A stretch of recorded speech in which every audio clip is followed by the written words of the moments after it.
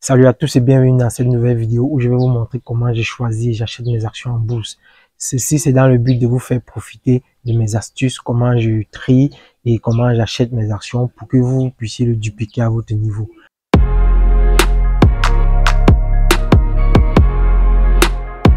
Vous savez, pour nous qui faisons de l'investissement en ligne, c'est toujours bien de diversifier son portefeuille, avoir un peu de crypto-monnaie et également avoir pas mal d'actions en bourse.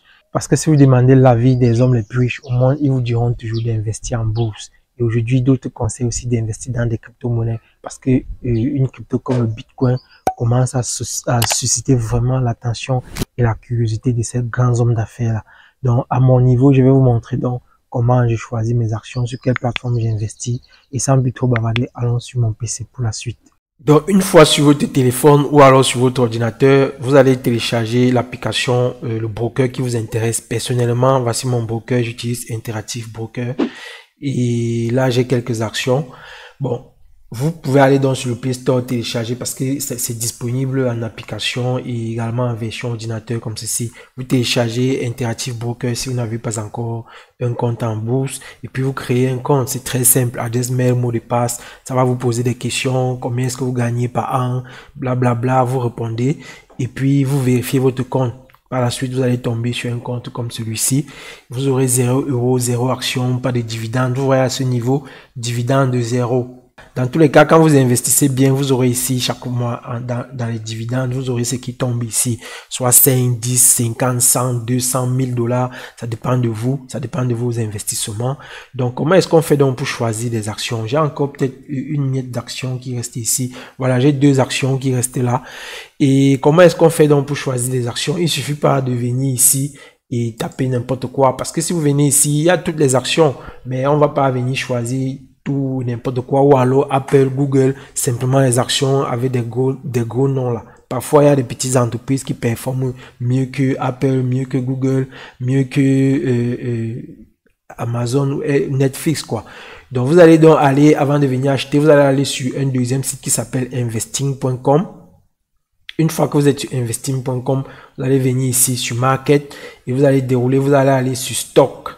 Maintenant, ça va vous montrer les actions ici, la liste des actions. Vous voyez ici, il y a 3M, il y a American Express, il y a Apple, il y a Boeing, Caterpillar, Chevron, Cisco, Coca-Cola, tout ce que vous voyez là, c'est là. Maintenant, il y a, ce qui nous intéresse, ce sont les performances sur le long terme. Vous allez donc venir ici, vous allez donc venir sur Performance, vous cliquez sur Performance. Ça va vous montrer les performances du jour, les performances de la semaine, du mois, de hier, de l'année passée, en fait, les performances sur un an et les performances depuis 3 ans. Donc, quand c'est comme ça, nous allons regarder les entreprises qui ont une bonne performance depuis 3 ans, depuis 1 an également. Donc, il serait mieux de prendre une entreprise qui est ouverte à la fois ici, ici, et même, si possible, sur le mois qui est en cours ou bien le mois écoulé. Donc là, vous voyez, vous regardez les entreprises qui sont en bonne croissance ici depuis 3 ans parce qu'il y a eu la pandémie. Tout le monde en a bavé, la plupart des entreprises en ont bavé. Du coup, la croissance n'est plus très folle comme avant. Donc là, vous allez voir ici une entreprise comme par exemple Chevron qui a 107% depuis 3 ans, mais qui sur l'année dernière est au rouge. C'est pas très bon. Ici, il y a Caterpillar qui a performé de 10% l'année dernière. Il y a Boeing qui a fait 26% en 1 an.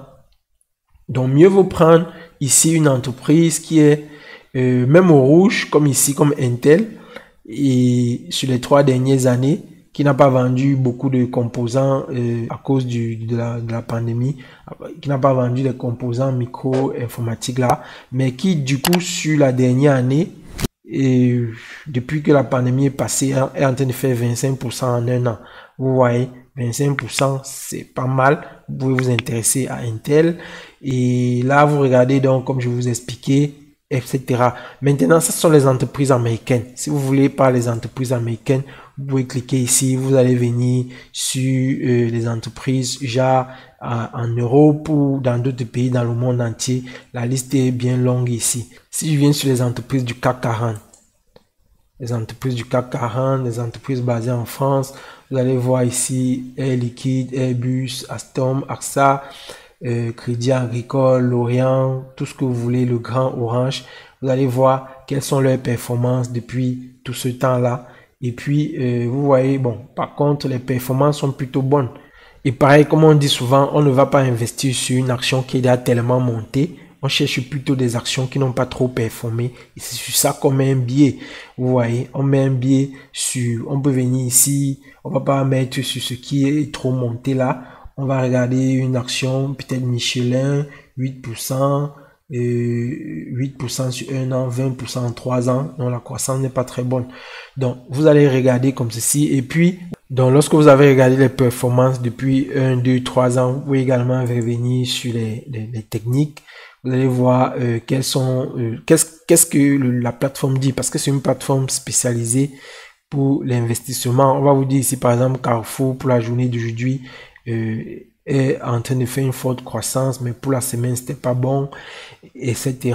Vous pouvez également venir voir les fondamentaux, AXA, le volume pour la journée d'aujourd'hui, la capitalisation boursière, les revenus par jour, le ratio de pertes et profits. Et c'est tout ceci qui nous permet donc d'aller prendre nos actions sur le site boursier, parce que investir nous donne seulement des informations et c'est là où on va aller dans notre broker préféré acheter nos actions, quoi. Donc, lorsque vous avez repéré l'entreprise dans laquelle vous voulez investir votre argent, par exemple comme Intel, je clique dessus ici, ça va me dire le nom de code que je vais taper à la bourse. Vous voyez là, INTC. Donc, je viens maintenant chez mon broker, je tape ici INTC et ça va me montrer Intel. Voilà, je choisis donc Intel du Nasdaq, je choisis en action.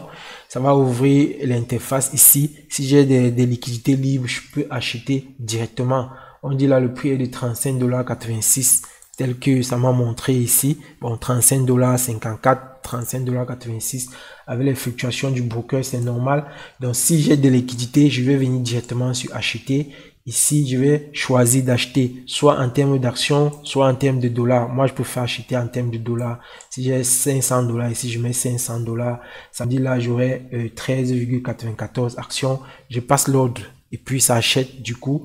Et là, je conserve mon ordre parce qu'il faut savoir, si vous voulez avoir des revenus, des dividendes qui tombent ici, c'est un peu comme le staking dans les crypto-monnaies. Vous achetez une action et vous laissez simplement comme ça.